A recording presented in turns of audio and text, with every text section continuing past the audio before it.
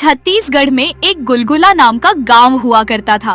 वहाँ पर एक बहुत ही पुराना एक बंगला हुआ करता था।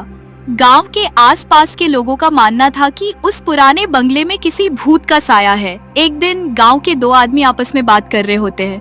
अरे भैया, पता नहीं इस बंगले से बड़ी अलग अलग आवाज आती है। आखिर कौन होगा इस बंगले में? कौन है का क्या मतलब?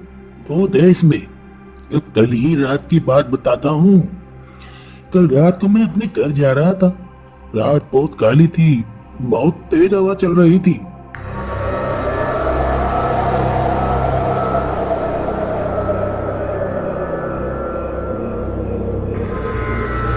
और जैसे ही मैं इस बंगले के पास से गुजरा, बहुत अजीब आवाज आने लगी।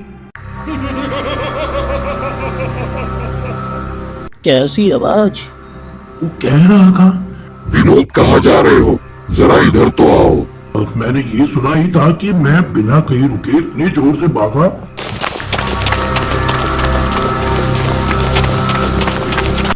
सीधा अपने घर में रुका। दोनों लोग ये बात कर रहे होते और वही दूसरी ओर अपूर्वा, एक फोटोग्राफर जो अपने अगले प्रोजेक्ट के लिए उसी गांव में पहुंचता है, क्योंकि उसे अपने दादाजी की विरासत में वही भूतिया बंगला मिला था।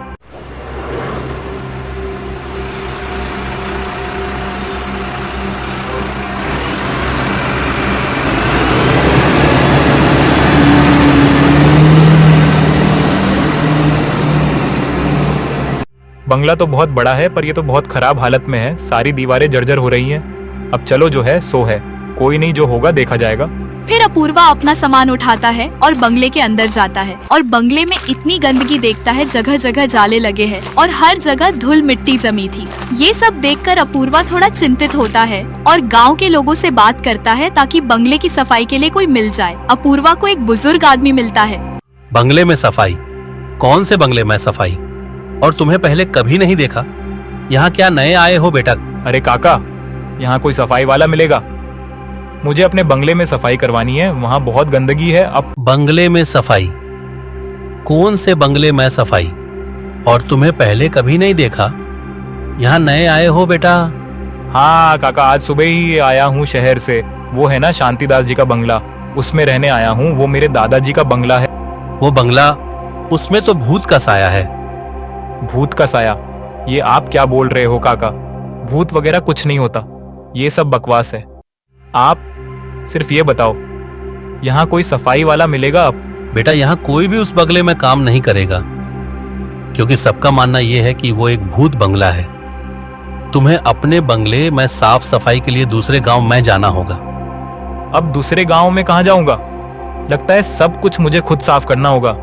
चलो, अब प्रोजेक्ट खत्म करना है तो ये सब भी करना ही होगा। सब बोलकर अपूर्वा बंगले के अंदर चला गया। बंगला बड़ा था, पर बेहद सन्नाटा पसरा हुआ था। दीवारों पर पुरानी तस्वीरें थीं, कुछ धुंधली, कुछ जली हुई।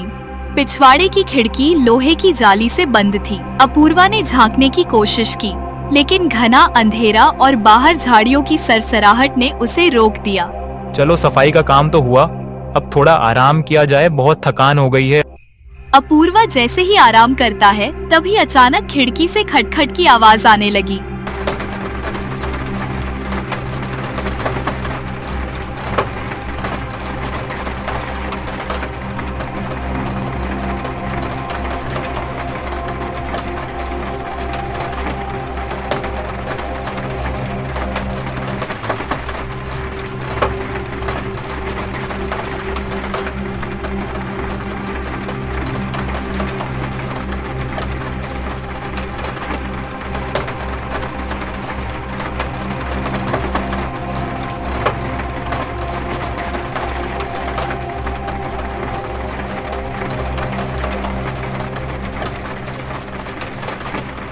अपूर्वा चौंक जाता है और खिड़की के पास जाकर देखा तो वहाँ कोई नहीं था।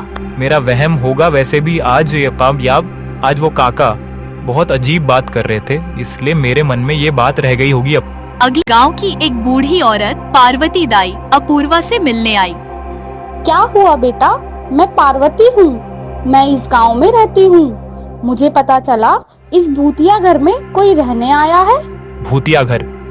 जब से मैं यहाँ आया हूँ हर कोई इसे भूतिया घर बोल रहा है। मैं तो परेशान हो गया हूँ। ऐसा क्या है यहाँ जो सब इसे भूतिया घर बोल रहे हैं? अब बेटा, तुम अभी आए हो इसलिए ऐसा बोल रहे हो। मैं तो सिर्फ तुम्हें चेतावनी देने आई हूँ। उस खिड़की के उस पार जो दिखता है वो असल नहीं। खिड़की अगर खुद खुले तो पलट के मत देखना। अपूर्वा ये सब सुनकर थोड़ा डर गया और अपूर्वा ने उस रात पिछवाड़े की ओर कैमरा सेट किया, ऑटो रिकॉर्डिंग मोड में। सुबह जब उसने फुटेज देखा, कैमरे में वो खिड़की खुद ब खुद खुली थी और एक धुंधला चेहरा धीरे धीरे खिड़की के पास आया। हे भगवान, ये क्या था? ये क्या कोई भूत था या छलावा? मुझे भी यहाँ से जल्दी अपना काम खत्म करके जाना होगा। और गायब हो गया। रात होती है, अपूर्वा सो जाता है और बारिश का मौसम हो रहा था। बहुत जोरों से बिजली कड़क रही होती है।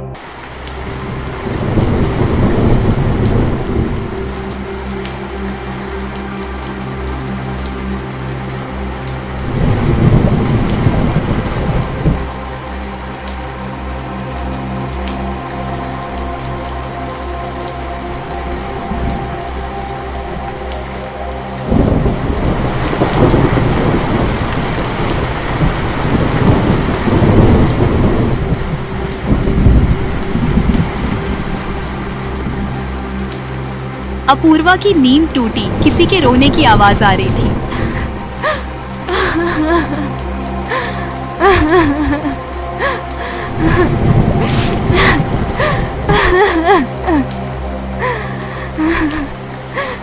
ये इतनी रात को कौन रो रहा है अब? अपूर्वा धीरे धीरे खिड़की के पास जाता है। खिड़की खुली हुई थी, बिल्कुल वैसे ही जैसे फुटेज ये तो बिल्कुल वैसा है जैसा कल कैमरे में दिखाया था।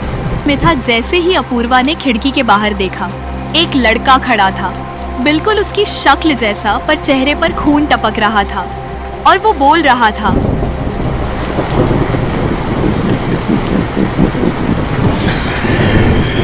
मैं ही असली अपूर्वा हूँ। तू कौन है? अपूर्वा चीखा और वो वहां से भागने लगा,